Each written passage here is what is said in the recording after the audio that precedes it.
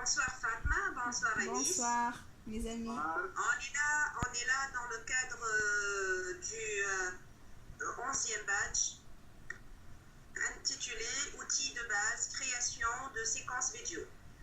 On va parler des vidéos créées par l'enseignant ou tout seul ou par les élèves dans un cadre pédagogique et pour des buts pédagogiques. Donc, deux points qu'on va discuter autour. Le premier, c'est les vidéos proposées aux élèves pendant un cours ou les séances de classe. Je donne le mot à qui? À Fatma ou bien à Anis? Oui. Bonsoir à tous. Bonsoir Anis. Parmi les idées de vidéos, on peut réaliser une vidéo promotionnelle sur notre lycée ou ville ou pays. Il y a d'autres sujets de films tels que les activités menées en classe ou mieux encore, on peut faire des interviews avec les élèves pour parler de leur vision, de l'introduction d'éthique dans l'éducation et leur observation. On peut utiliser comme outil le Kizoa, il est simple et efficace comme outil. D'accord. Excusez-moi, Ennis. Là, vous parlez des vidéos créées par l'enseignant ou bien par les élèves? Bon, par les élèves,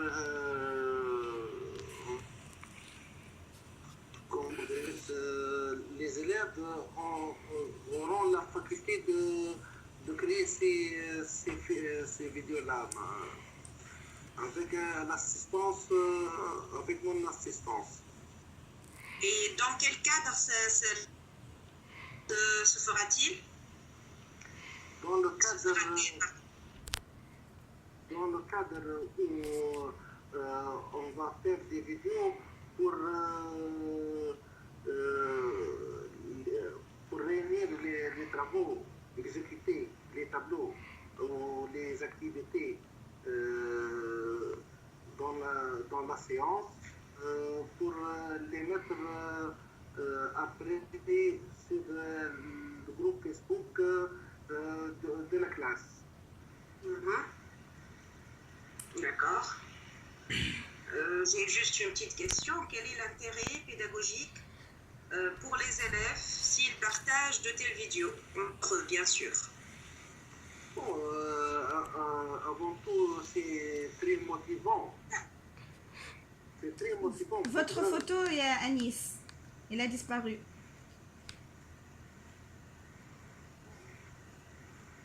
Anis, Oui. votre webcam, ça va maintenant. Oui, continuez.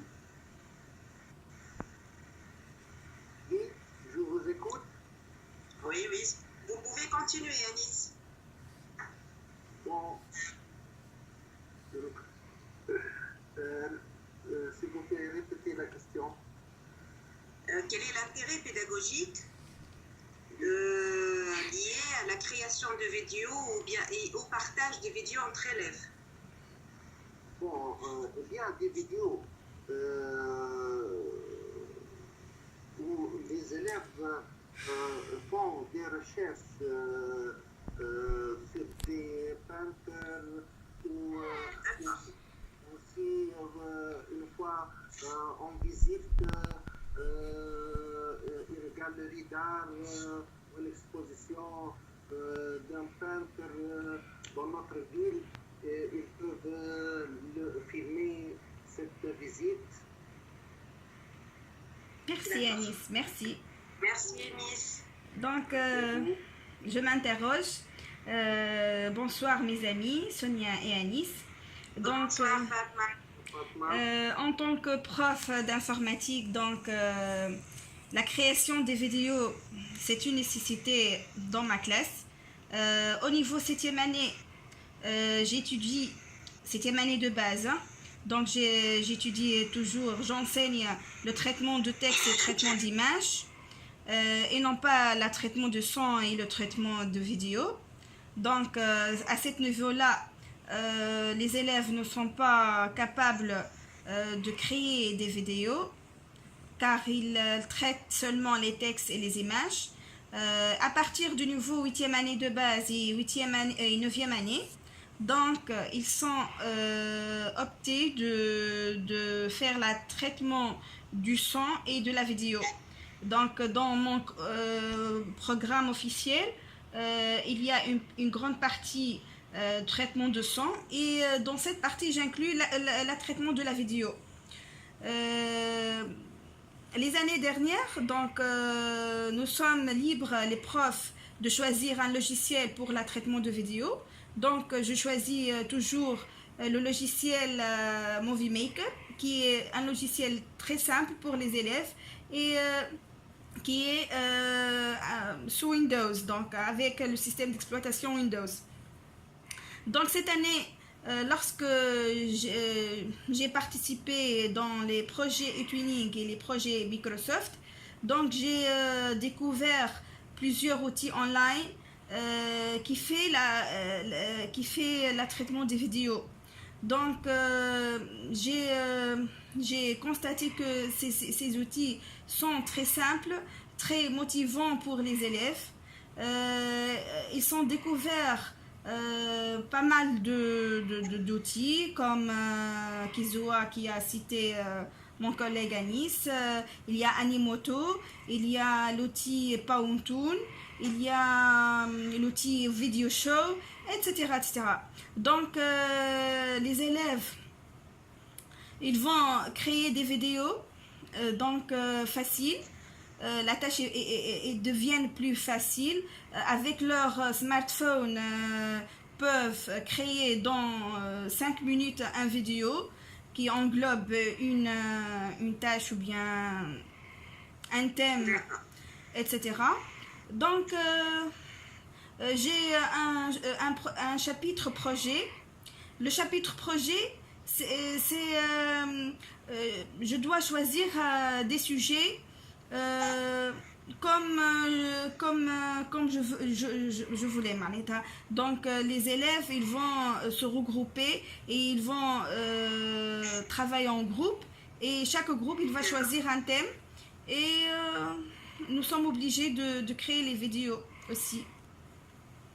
Donc pour vous, excusez-moi, pour vous l'approche est différente de celle de Enis, parce que pour vous une vidéo c'est un objectif en d'apprentissage, oui, qui fait partie du programme officiel. Oui. Donc une fois la leçon ou bien la leçon est terminée, est-ce que vous revenez à l'utilisation des vidéos dans d'autres leçons autres que la maîtrise de la création de vidéos avec vos élèves? C'est ça, dans le chapitre projet, dans les projets. Donc cette année, j'ai choisi de faire des projets eTwinning et des projets Microsoft. Donc dans ces projets, on a une nécessité de créer des vidéos pour présenter des thèmes. Par exemple, cette année, on a travaillé avec le projet Every Child is an Artist. Donc, ils ont créé des vidéos sur la culture, l'héritage, comme il a dit mon collègue Anis, sur son ville, son école, etc., etc. D'accord. Donc, ça se fait hors classe, c'est ça? Si j'ai bien compris. Oui. C'est hors classe. Le projet... Merci, Fatma. Oui, merci. Oui, les projets. Là, les projets, c'est en classe. On a 6 heures dans le programme officiel d'appliquer le projet en classe. D'accord, c'est clair. Merci, Fatma. Merci. Donc, en ce qui me concerne, étant donné que je suis professeure de physique-chimie, l'utilisation des vidéos pendant les séances est un peu différent de celui utilisé en dessin ou en informatique, parce qu'il n'est pas en lui-même un objectif, mais c'est plutôt un outil. Donc pour moi, je peux proposer des vidéos à mes élèves, soit comme un outil d'évaluation ou comme un outil, un support pédagogique. Un support pédagogique qui remplace le manuel. Je cite par exemple, je peux proposer une vidéo à partir de laquelle les apprenants déterminent ou peuvent conclure certaines notions qui font partie de la séance et des objectifs de ma séance.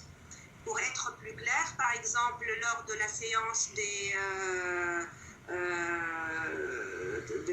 courants, la séance du courant domestique, les élèves sont invités à regarder une vidéo et de déterminer les dangers et la manière de protection des dangers du courant domestique à partir de cette vidéo. Donc ça remplace le manuel scolaire qui est ennuyeux dans un monde qui est il est quasi numérique.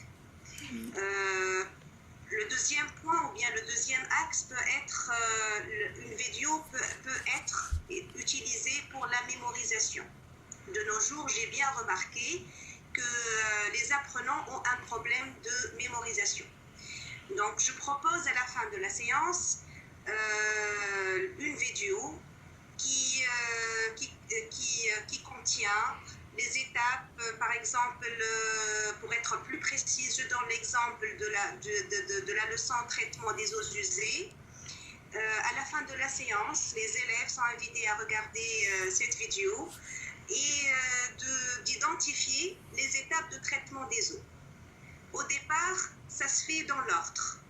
Et puis, on entre dans un jeu, c'est-à-dire les élèves choisissent de stopper la vidéo aléatoirement et c'est à eux de déterminer ou d'identifier la phase ou l'étape des traitements. Donc, le gagnant, c'est celui qui arrive à identifier le maximum d'étapes correctement.